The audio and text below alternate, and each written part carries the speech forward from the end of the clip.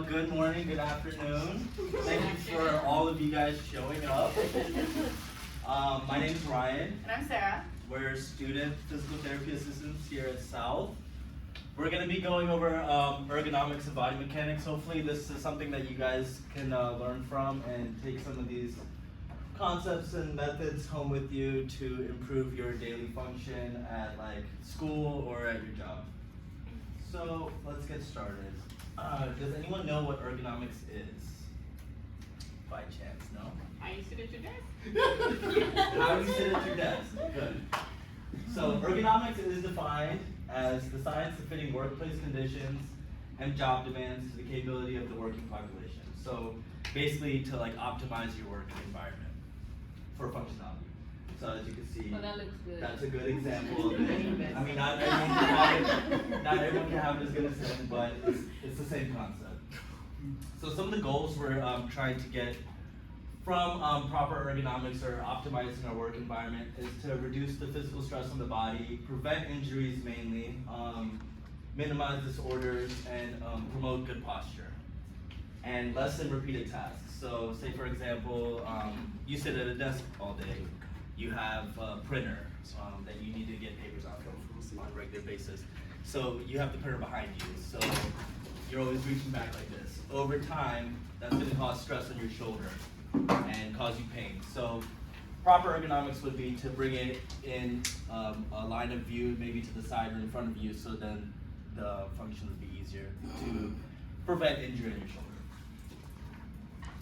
So this picture right here is showing us reach zones. So it's an easy concept to get. You want to put the more commonly used items that you use on a regular basis close proximity to your body, and the ones that you use least further away, so then your repetitive actions are closer, so you're not having to reach or bend over to reach constantly.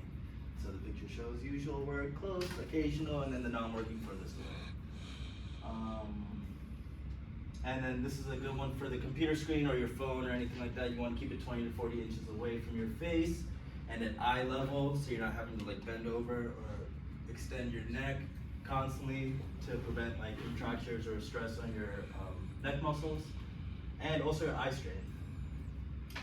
This is regarding like the lower body. You want to make sure your hip is at a 90-degree angle with your knee also at 90 degrees with your feet flat on the ground. Generally what that is going to do is just help keep your back straight, your posture straight. It's just going to make it easier for you to keep your back in an upright position. Your wrist, which is really common for people who are on computers a lot.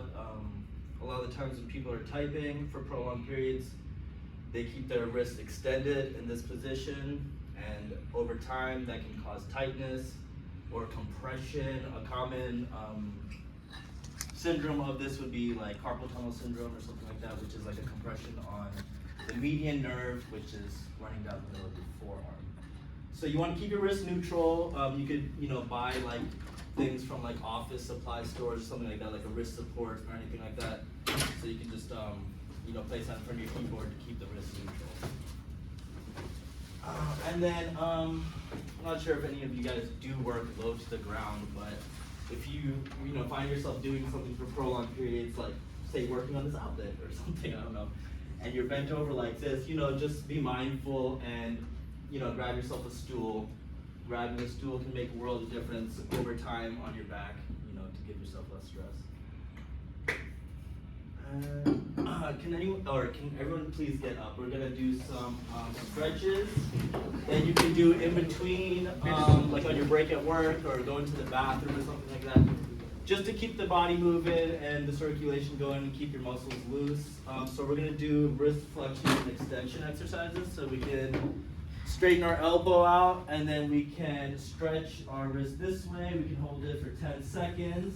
Do that a few times, 2 or 3 times. And then we can switch over to this side, and we can do wrist flexion stretches, and we can hold that for 10 seconds or so, 2 to 3 times. Question: does it matter how your elbows are? I like to keep it straight because I think that the same question. it lengthens, it gives you the optimal length of the muscles here in the wrist. How about the time that you're holding? Is 10 an optimal time? Well, You can do 30 seconds. You can do 30 seconds, 4 sets in 30 seconds. You want to do, to actually stretch, it's at least 2 minutes. To actually get a good stretch. Check-off practical. You do this. I like to do it like this. And if you want to give it a go, like you can bend your elbow and you're gonna notice you're not gonna get it. If you guys actually want to like see the difference, you can bend your elbow and then try it like that. You're not gonna get good stretch that way. Okay, and then we're gonna do an upper trap stretch. So we're gonna just lean our head to one side. We're gonna use our hand for some slight resistance, and then we're gonna just pull slightly. You should feel right here in your neck, over your shoulders. And then we can also do that for 30 seconds. We're all stressed out. In the hallway. And then ankle pumps. When you see us in the hallway, do this. You can do it while you're walking.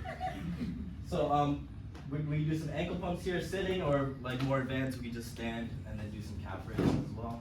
Oh. And that's just gonna promote good circulation back to your heart, promote blood flow. And then shoulder circles. We're gonna just be like rounding your shoulders backwards, loosening up all those muscles in the shoulder blades. Do that with the weights. And you can do that a few times in one direction. And then you can switch directions. And then we could also do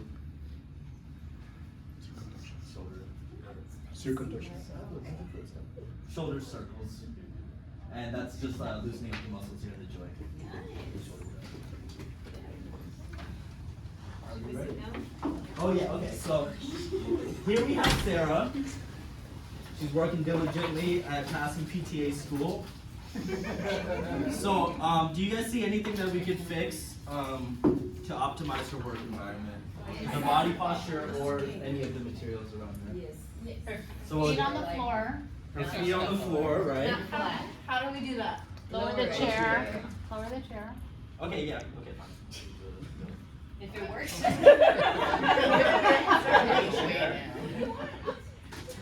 Okay. She- Down a little better. Sit closer. Sit closer, right? And then she's always having to reach over there for her. Why would you put it over there? Right. I have a phone on the jack still. Get a smartwatch. Right. So by just adjusting these few things, we can promote better body mechanics and Could raise the screen too. What, I was gonna say, what about our neck position? The screen, raise it up. Like a computer. Yeah, raise it, put it on something. Yep. What are those for? Yeah, racing the table. So, I would just is that raise, gonna fix the problem by raising the?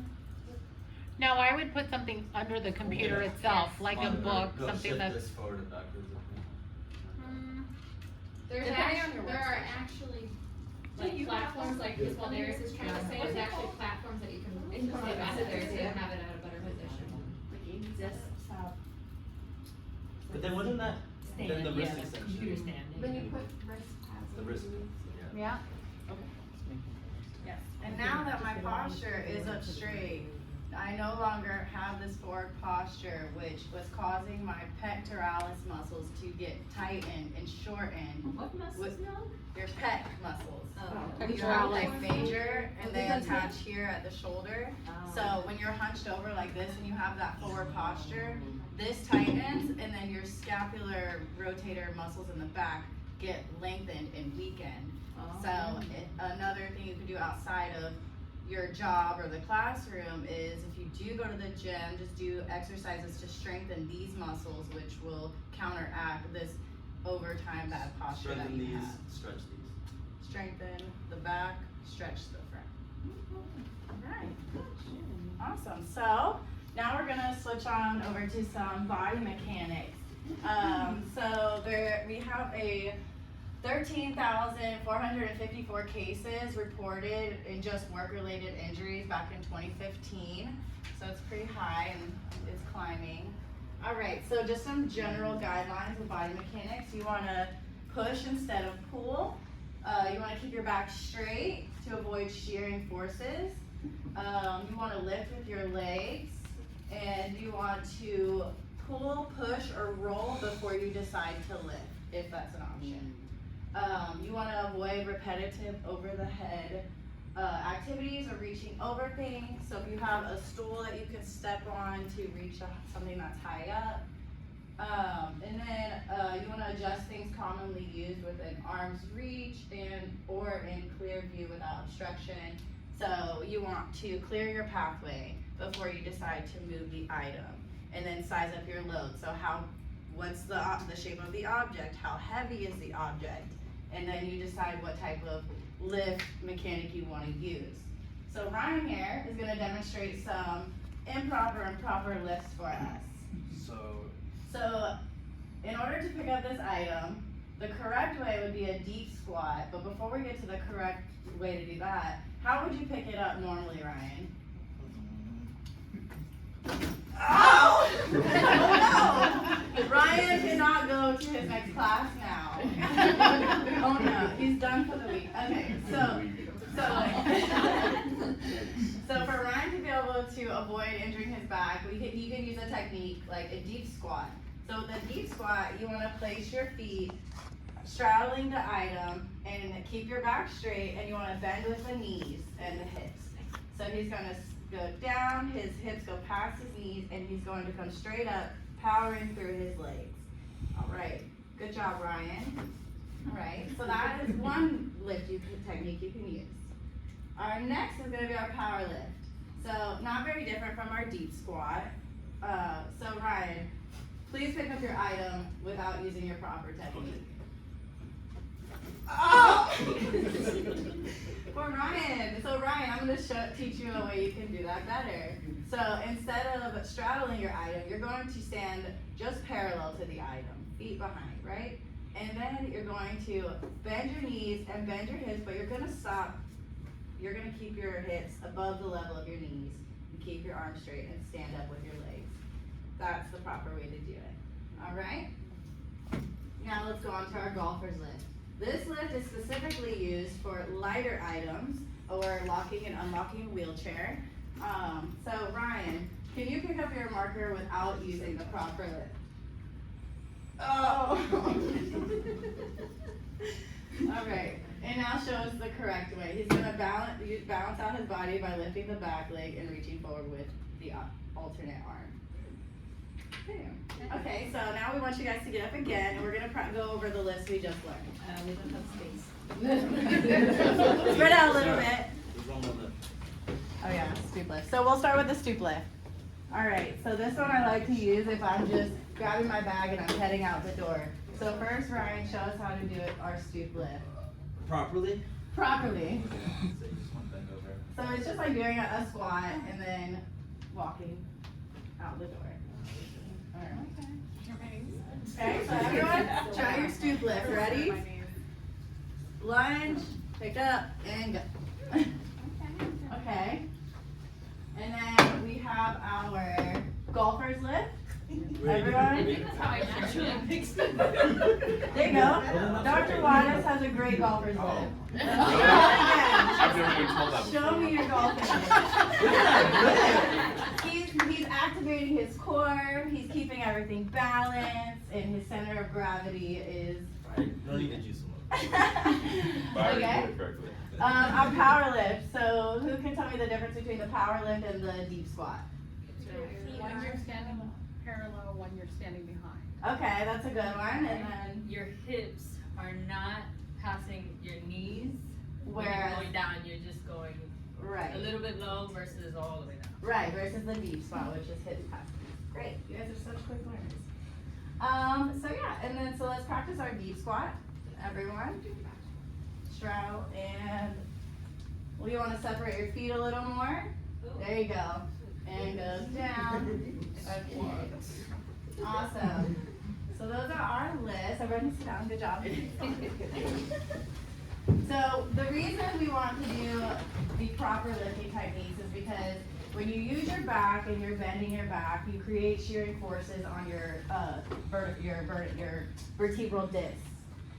We want to use compressive forces. So by keeping your back straight, your spine is being compressed rather than curved, and it's not doing the shearing forces, which you want to avoid. Okay, so why do we care?